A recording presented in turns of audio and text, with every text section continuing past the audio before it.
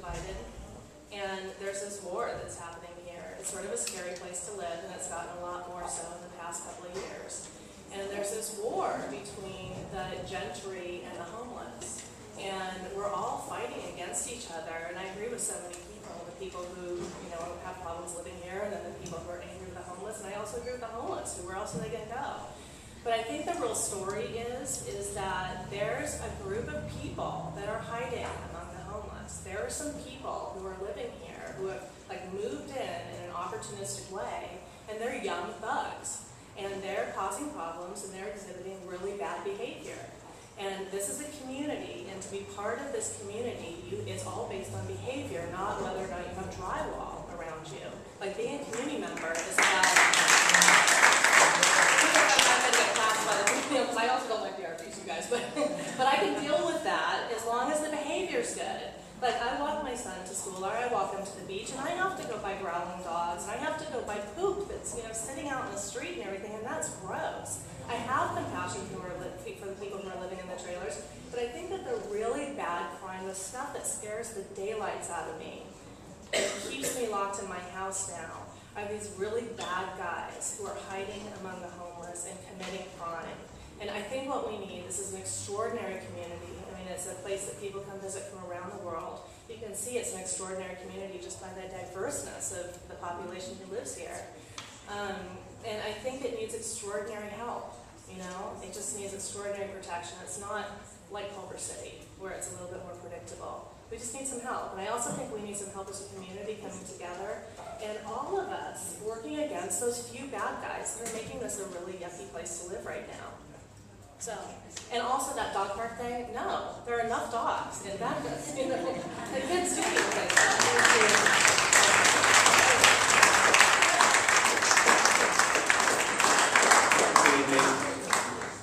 So, a few years ago, I moved to Venice, originally from France, but Venice is to me, the greatest place in the world. I've traveled everywhere in the world.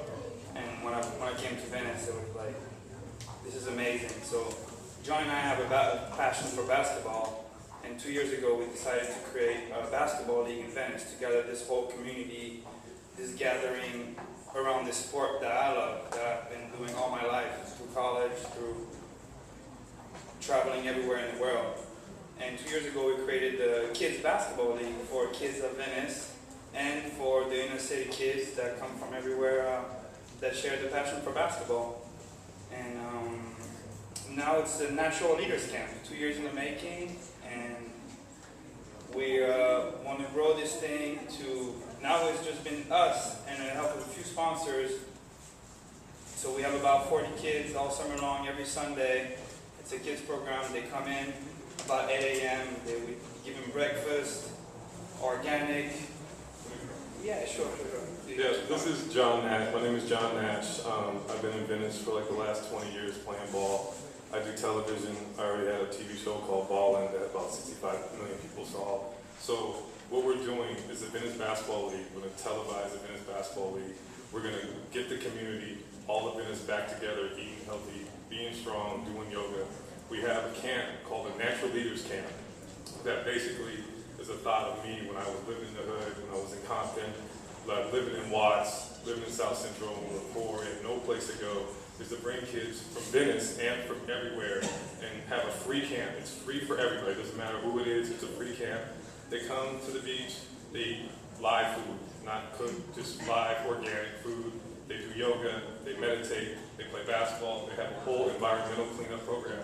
They all get sustainable water bottles. They all have a gardening program. We have 2,000 ring trees in Compton that we planted with the kids.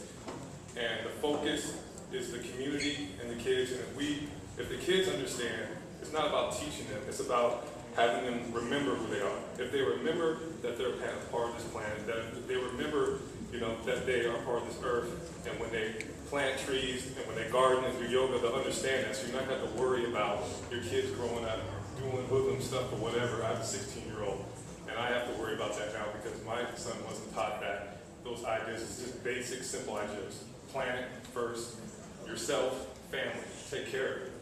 And it goes simple. And I also have a program called the Healing Circus where I'm build a community, because I'm the single, three from my mom and three bad kids, and build a community like a center for where these kids and mothers can understand what healthy food is, what yoga is, with working out, what diet and proper, diet is. And it's like, Venice is the most angelic place ever to play basketball and to be. And we can do this through film and video. This is what we already do. This is what we do. It has a real tradition. Yeah. We bring it together all summer from June through August. It's a 10-week program. It's an open show. All right. I got the idea. Make sure, I think Wendy can get in touch with you. Excellent. So, terrific stuff. Thank you. So we're trying to keep up.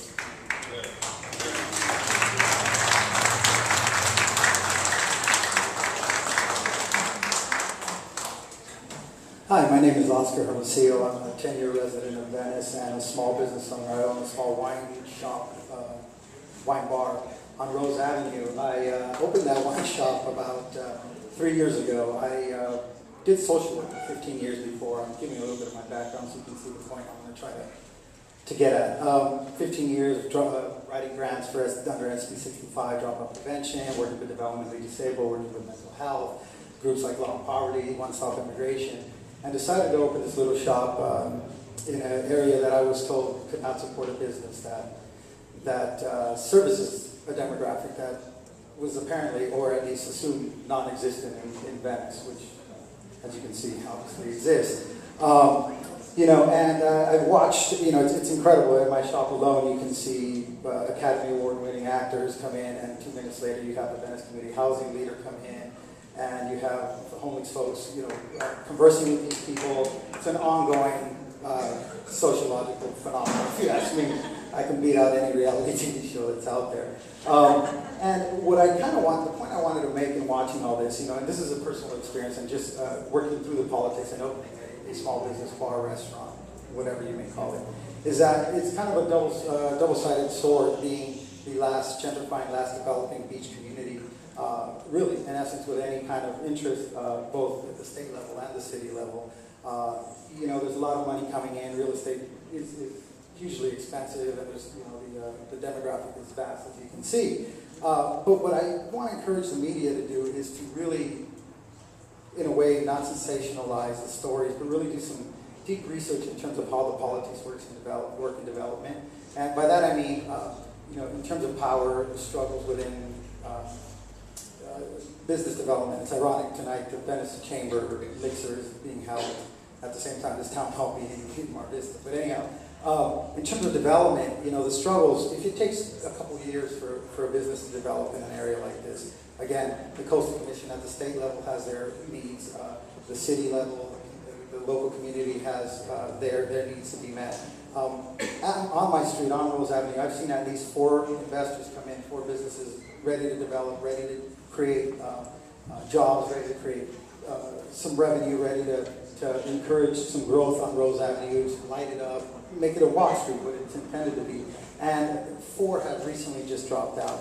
I'm not angry, I'm not saying, it's one or the other's fault, but really the communication between whether it's the city attorney's office or Rosenthal's or the councilman's office or planning department or the zoning department or the Venice Neighborhood Council, there's a layer of 13, whomever it is, there needs to be more communication. And I think it's only encouraged when the eye is put on them, and that's what I think I'm trying to encourage here, is let's get some communication going here. There's a vast array of interest here, and I think people pigeonhole their view and say this is my interest and this is only what I'm doing. And it's possible. It's exciting. Venice has the resources and the demographic to make an example of what you can do in a community. I just started a program with the second project I'm doing with Power, and I'm going to hire a lot of their folks. It was just a matter of sitting down at a table. They had their interest, I had my interest, and now it's working. So there it is. There's my point. Thank you.